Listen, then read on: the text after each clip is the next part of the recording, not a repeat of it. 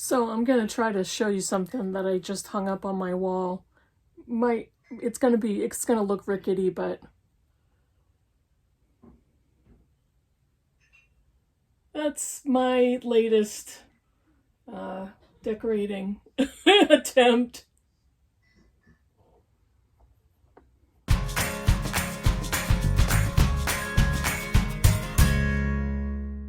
Hey Booktube, it's Kim at middle of the book march. This is my bookish week for Saturday, November 5th. And yes, that was George Eliot. Now that picture, it's a print, and I bought it online a while ago. And I bought it for a specific wall. When it got here, I overestimated the size of the wall that I wanted to put it on because I have a small shelf of a small bookcase in my bedroom, and I have all my George Eliot's on top of it. And I wanted to put her picture above that, but that piece of wall is tiny. And so that print was too big. And I contacted the company, I think it was art.com. And I said, I need to return this. It's too big for the wall I wanted to hang it on. And they said, well, we don't really want to take it back. So we'll credit your account and you can keep it. I'm like, all right. So I got that for free. And I just, had it sitting in the corner for a while, and I looked around and I thought, that's as good a place as any to hang it. So I finally hung it the other day, and I love it. So, yeah, what did I do in a bookish way? I finished one book, and I have 5 books going. And at the end of the video, I just wanted to show you some quick book acquisitions. I wouldn't call it a haul, but you can. It's a small one. And then we'll get going. So, I finished The Lords of Time by Eva Garcia Sáenz, translated from Spanish by Nick Castor. And this is the last book in the trilogy of The Silence of the White City. So I can't tell you a whole bunch about the plot. The first book is The Silence of the White City. And the second book is The Water Rituals, which I read a few months ago and loved it. I loved this one as well. This one I gave a 4.5 or 4.75, 4.5 stars. Wasn't quite perfect, but just absolutely love this series. And this is a trilogy right now, but there's a 4th book that's released in Europe, and I'm waiting for it to be translated into English. I cannot wait. So, this series is kind of a crime, investigative, police, I don't know if you'd call it a procedural, I don't really know what that is, but it's a police mystery series. And Unai is basically a criminal profiler. His nickname is Kraken, which I love that nickname. So he is a criminal profiler, and in each of the books, he's tracking down a serial killer. And that's his specialty. And this one, how can I describe this one? I don't know if I can.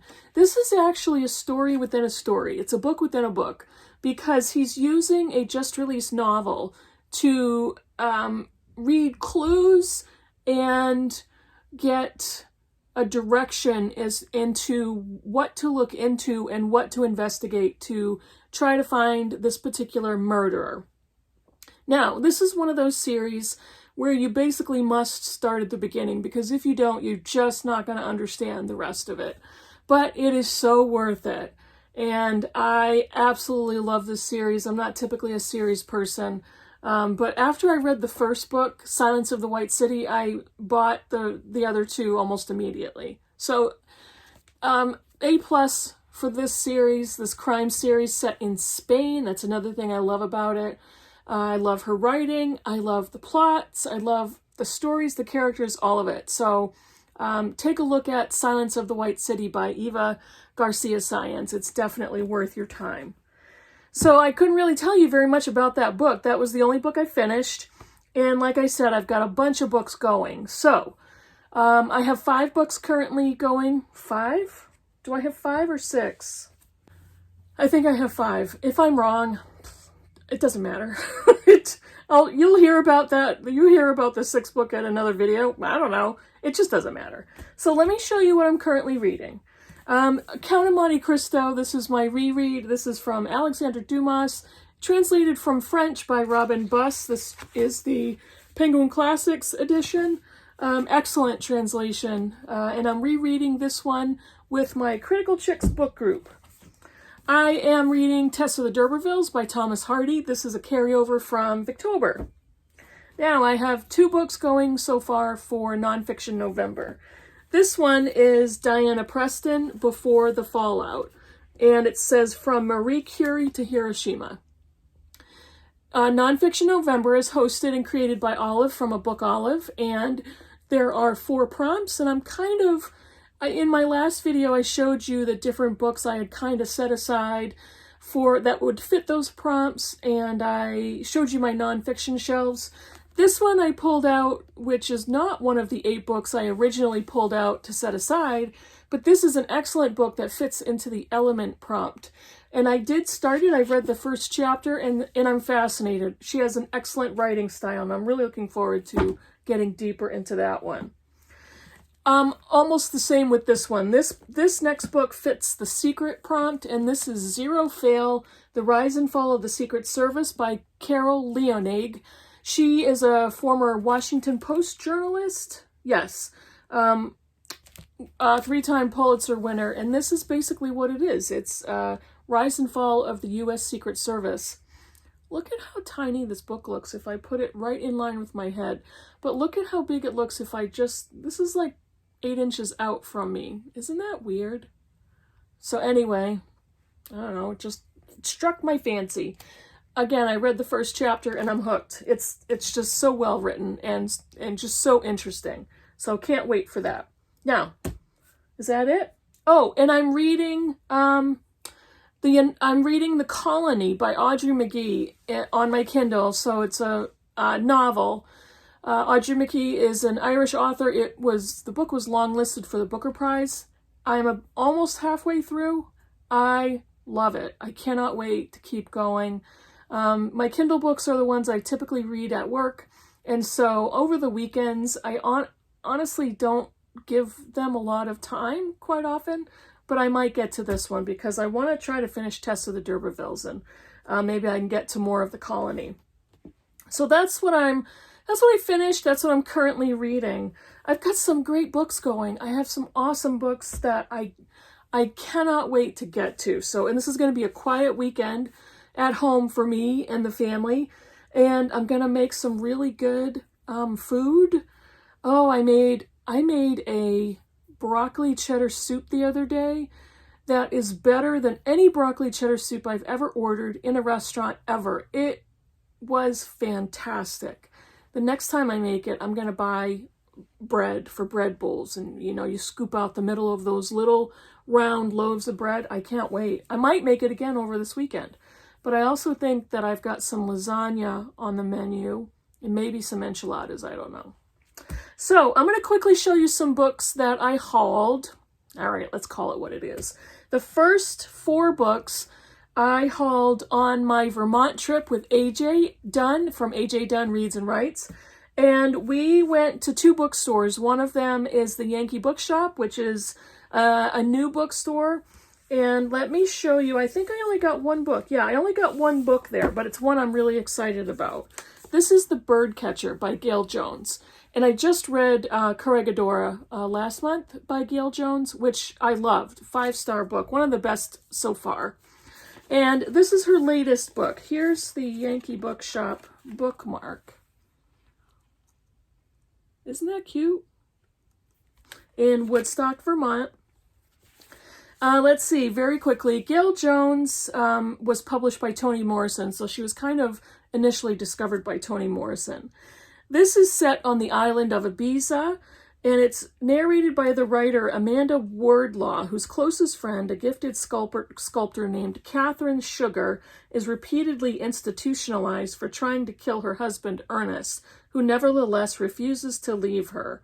And they form a quirky triangle on the island. So I think this was on a best of 2022 so far. So yeah, good haul on that one. And then the next 3 books were from a used bookshop called Pleasant Street Books. And it was lovely. You walked into, it was set kind of in a garage, a transformed garage in the back of this house. And you walk in and it's all antique books, but interspersed are used books. And they had an upstairs and a downstairs. The upstairs was fantastic. It was just packed full of books. But I found Invitation to a Beheading by Vladimir Nabokov. And AJ and I tried to read Lolita together, and I couldn't handle Lolita. I just hated it. I gave it up very quickly. And I believe AJ finished it. I don't remember. I'll have to ask them. AJ, did you, I think you did. I think you liked Lolita. It's an unnamed dream country. The young man, Cincinnatus C., is condemned to death by beheading for Gnostical turpitude, an imaginary crime that defies definition. Because this is not from the perspective of a child molester, I've been dying to read Nabokov's writing, so I was really happy to find that. This next one is a collection of essays. It is On Literature by Umberto Eco or Umberto Eco. I don't know yet which is correct. So Umberto Eco or Eco has since passed away, but he was a prolific author, a academic, a professor, and he had a massive personal library that I believe was donated to either the government of Italy or a university, but he was an Italian author, academic, professor, reader, all of it. And so who better to read a collection of essays on literature than him? Now this one, oh, I was so happy to find this. I am a huge fan of The Count of Monte Cristo. On my second reading, it's one of the best books I've ever read of all time. And at the used bookstore, I found a pristine copy of The Three Musketeers in this hardcover edition. I really love that cover. It's huge, people. It's huge. It's a very pretty book. This is the naked hardback. I'm going to carefully take off the cover. It's just really pretty. And I won't keep the cover off because the book is too pretty to leave uncovered like that. But I just want to show it to you. And I was so happy to find this. And in the front of this book, when I opened it, I found an article, a newspaper article from, what's the date? I don't think it has a date on it. This is from the New York Times Book Review. Look at this. This was folded inside the book. Oh, it's from 2006, this article. And it says, All for One, a new translation of The Three Musketeers gives voice to Dumas' swift, singular style. And it's a book review of this particular translation and edition. I was so happy when I picked it up. And I have some book mail. The next 4 books are book mail. This one is The Other Dickens, A Life of Catherine Hogarth by Lillian Nader. When I started reading David Copperfield by Charles Dickens last month, and I DNF'd it. David Copperfield is just not my kind of book. And, you know, in reading about Dickens, I had already heard of his personal life and his marriage. He was not a very good husband, 10 children, tried to have his wife committed, took up with a very young girl, teenage girl, wanted to get rid of his wife. So I ordered this book to find out more about Catherine Dickens. And it came in the mail the other day. So it's like, now this is a very specific book. So it's a previous library copy, but it doesn't look like it was ever read. So I happen to really love literary biographies, and I include that as one. Because of Shelley Swearingen, I picked up a copy of Stag's Leap by Sharon Olds. She raves about this collection as well as Sharon Olds' other collections. So I ordered this one. I read the first poem and just had the chills. It's just extraordinary. And so I'm really looking forward to this. This is a collection that talks about her divorce after a decades-long marriage. So I'm looking forward to reading that. And I think I've actually ordered another one of her poetry collections. Now, the next 2 books are my Book of the Month Club picks that I've since canceled Book of the Month again. I go back and forth. This is a brand new novel called Someday Maybe by Onyi Nwabaneli. She is a Nigerian author. Yes, Nigerian-British author. And it says head wrap aficionado on her bio on the back cover. But this is a debut novel about a marriage and a young husband and wife who are deeply in love, but the husband makes a very permanent, drastic decision that his young wife has to process and grieve over. So I thought that sounded really good. And the last one I bought as an add-on. This is The Cartographers by Pen Shepherd. I read her book, The Book of M, which I loved a few years ago. And I have been waiting to buy this book, and I'm like, I'm just going to buy the add-on from Book of the Month Club, so I did. And this is basically, very quickly, it's a highly imaginative thriller about a young woman who discovers that a strange map in her deceased father's belongings holds an incredible deadly secret, one that will lead her on an extraordinary adventure to the truth about her family's dark history. If you've put books on the front cover and it's a book about maps or books and a mystery and a thriller, I'm all over it. That's a Kim book. So that's it. That's all I have for you this week. And by the time you're watching this video, it'll be Saturday morning. I'll either be asleep, or I will be at the garage getting my oil changed, or I will be making food and doing some housework and chores and stuff like that, and hopefully reading. Maybe I'll be done with Tess of the D'Urbervilles by the time you see this, or I will be even further through Count of Monte Cristo, or I will have read a bunch more of my nonfiction books that I'm reading. Who knows? I don't know. I don't know what to tell you. Your guess is as good as mine as to what I'll be doing when you watch this video. That's it for me for today, for this week. Let me know in the comments below what you think of any of the books I showed you. And if you're reading anything good for Nonfiction November, thanks for watching, and I'll see you in the next video. Bye, everybody.